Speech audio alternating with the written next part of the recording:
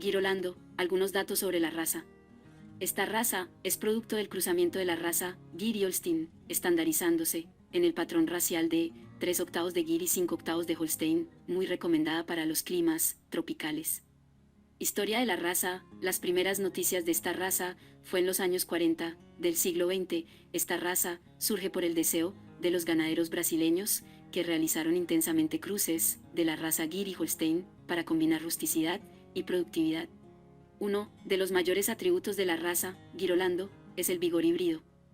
Por medio de la heterosis, se consiguió en la raza Girolando la combinación de la raza Zebu-Gyr, rusticidad y alta producción de leche, de la raza Holstein, cualidades esenciales para que la producción de leche en los trópicos sea rentable. Rendimiento. La raza Girolando es la más versátil para los climas tropicales.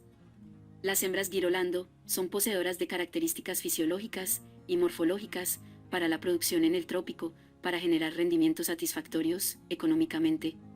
Los machos tienen capacidad de adaptación, logrando desempeños favorables para la producción de carne cuando son manejados con ese fin. Rusticidad. La raza Girolando tiene capacidad de autorregulación de temperatura corporal, además tiene buena capacidad rumial, hábito de pastoreo, aplomos rectos y fuertes, buena conformación muscular y esquelética. Todo esto le da resistencia y adaptabilidad.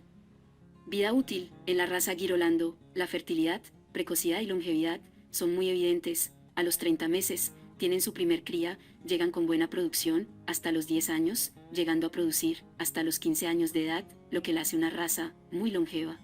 Fertilidad. En temas de reproducción, la raza Girolando tiene su punto fuerte, ya que posee excelente conformación anatómica del tracto reproductivo, tanto en novillas como en vacas. Por tal motivo, no presentan problemas en el momento del parto.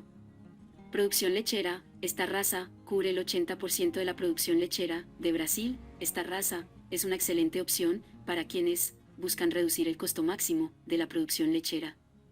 La Girolando produce muy bien en sistemas de pastoreo y aprovecha los forrajes de baja calidad.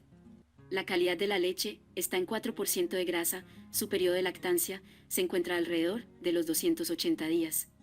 Presenta su pico de producción entre los 30 y 100 días y tiene una persistencia láctea